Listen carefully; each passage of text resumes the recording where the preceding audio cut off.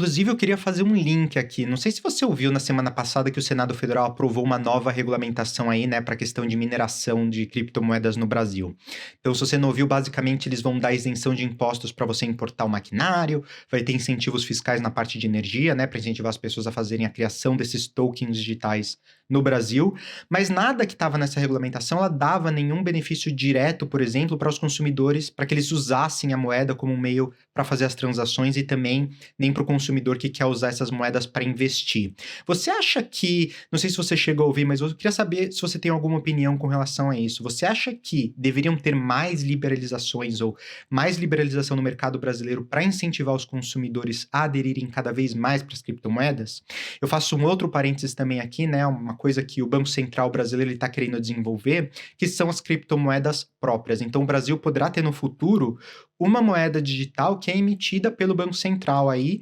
E aí a gente entra na parte de confiança, né? Você confiaria num Banco Central, numa moeda que é centralizada, mas que usa de uma tecnologia que foi originalmente criada, uma infraestrutura do blockchain que foi criada, na verdade, para ser descentralizada, né? Eu queria saber o que você pensa com relação a isso. Tá.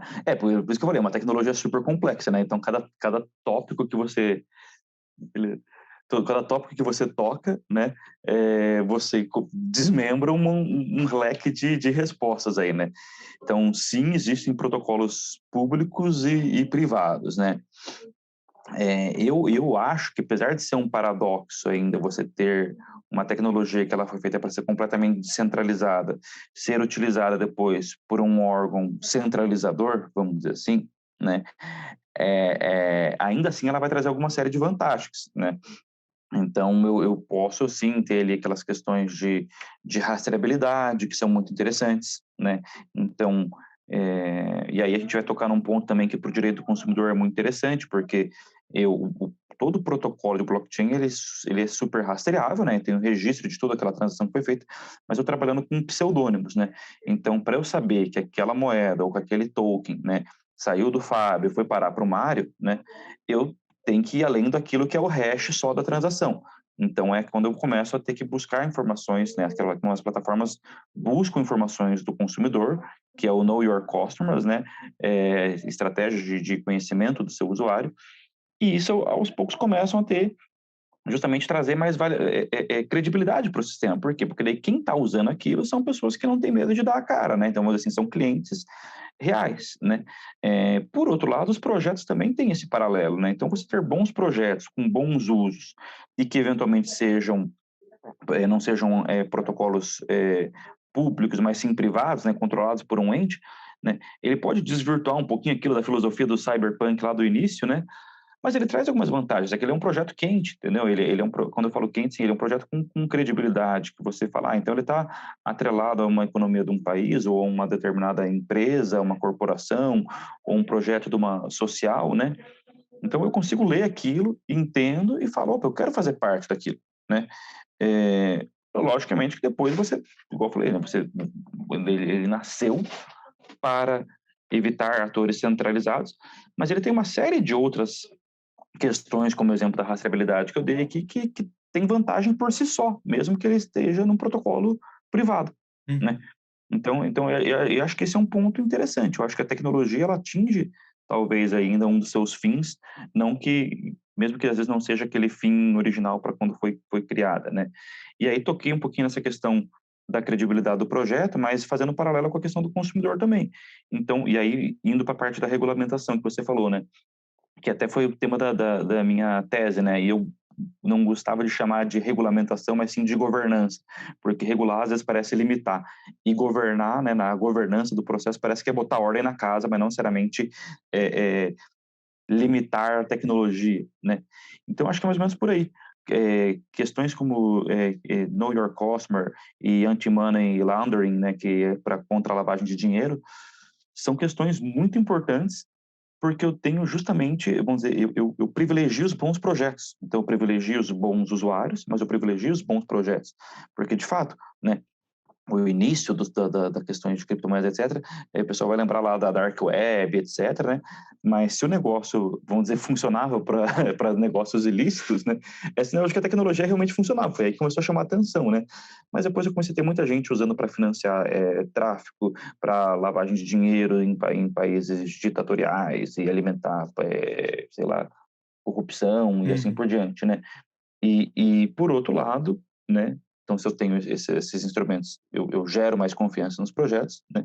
No lado do consumidor, eu passo a ter ainda, e vamos dizer, talvez ainda não tão explorado, né? Até que a gente até não sei te dizer exatamente, vamos pensar se o Procon já tem uma categoria que lida com criptomoedas. Eu acho que não, mas vamos dizer assim, eu estou falando sem saber aqui, né?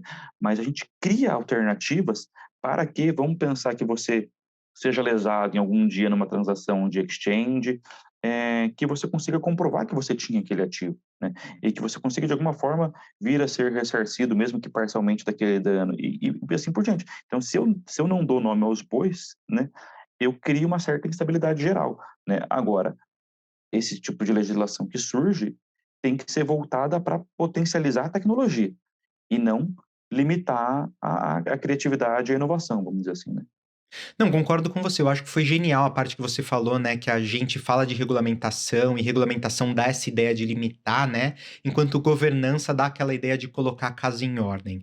A gente do Consumer Choice Center soltou no final do ano passado um paper que a gente fala justamente sobre a regulamentação do mercado de criptomoedas. E a gente acha que, obviamente, a nossa organização ela tem um viés mais libertário, né, então a gente quer menos regulamentação justamente para incentivar a inovação, incentivar o uso das pessoas. E uma das coisas que a gente indicou, né, para uma regulamentação inteligente são 4 pilares. Basicamente, o que a gente acredita que seria a forma correta de regulamentar esse mercado. A gente acha que fugir de uma regulamentação, que nem você falou, cria problemas para os consumidores, mas também se você regula demais, você acaba reduzindo e limitando essa tecnologia. Então, entre as coisas que a gente sugere, a primeira é realmente a questão da prevenção de fraudes que você falou, que é o caso de você tentar reduzir ou minimizar o número de fraudes, né? O famoso, que nem você falou, Know Your Customer. Então, quando eu abri, por exemplo, a minha conta, a minha wallet no Gemini, eu tive que, por exemplo, mandar meus documentos, meter meus documentos, mostrar quem eu era, validar um telefone, validar um endereço, né? Então, teve um monte de coisa que eu tive que fazer para poder validar e realmente mostrar e começar a transacionar naquela plataforma para no final também dar mais segurança. Eu acho que isso acaba também dando mais segurança para todos os consumidores, né? Então é muito importante que a gente tenha uma regulamentação que ajude na prevenção e na redução de fraudes. Depois tem uma questão, né, que é a parte da neutralidade tecnológica. A gente fala que os governos eles não deveriam escolher qual vai ser a tecnologia que vai vencer. A gente falou que tem um monte de protocolos dentro do blockchain. Então a gente falou muito sobre aqui os shitcoins, o Bitcoin, mais um monte de protocolos que tem por aí. E o governo não deveria dar prioridade para nenhum tipo de protocolo sobre um outro, dizer qual que vai ser o vencedor, né? O governo deveria deixar aberto de forma neutra e deixar o mercado escolher, que nem você falou. O consumidor, no final, ele vai escolher qual é o melhor produto, o que mais agrega valor para ele. Se a gente deixar o consumidor livre, o mercado, no fim das contas, vai se autorregulamentar, digamos. Então a gente tem só que garantir que vai ter uma neutralidade tecnológica para dar uma competição que seja fair, né? Que seja equilibrada e dê a possibilidade de todas as moedas e tecnologias surgirem dentro desse cenário. Uma outra coisa que a gente fala também é a questão das taxas, né, que impostos e taxas elas têm que ser razoáveis. A gente viu em vários outros países taxarem excessivamente as criptomoedas. Isso acaba não incentivando o uso, né? Porque se você tem que pagar mais impostos sobre uma criptomoeda do que você tem que pagar sobre uma moeda fiat, você acaba que você não vai fazer essa migração, né? Você acaba também gerando uma concorrência desleal. Então, isso é um ponto também que para a gente é muito importante, a questão dos impostos. E eu acho que por último é a questão de ter uma transparência e uma previsibilidade. Eu acho que uma das coisas que os governos hoje faltam muito é essa questão de transparência e previsibilidade, que em inglês se fala muito do rule of law, né, que é o Estado de Direito. Então, se você tem uma lei, você tem que garantir que aquela lei não vai mudar num futuro próximo, que não vai ter muita variação do que é permitido, né, de quanto que é taxado, de quanto que não é. Se você tem uma variação muito grande em termos de regulamentação do que está acontecendo, né, que nem agora no Brasil, por exemplo, a questão do incentivo que estão dando para os investidores, até para os usuários, né, que vão investir nessa tecnologia, não só na parte de moedas, mas de contratos digitais e tudo mais, para as pessoas que estão tendo esses benefícios para minerar agora no Brasil, usando os incentivos que o governo está dando, elas precisam ter segurança, elas precisam saber que se elas vão investir em todo um maquinário, que elas vão ter a previsibilidade de que pelo menos pelos próximos 10 anos, eles vão poder fazer dinheiro em cima daquilo, né? Que eles vão poder ter o retorno sobre o investimento que eles estão fazendo. Então, se você não tem isso, você acaba gerando uma incerteza, uma inseguridade jurídica, né, também muito grande. Então, eu acho que não sei se você acrescentaria mais alguma coisa, mas eu acho que se a gente conseguir ter um equilíbrio nesses 4 pilares, eu acho que a gente tem um mercado saudável de criptomoedas e da tecnologia do blockchain como um todo.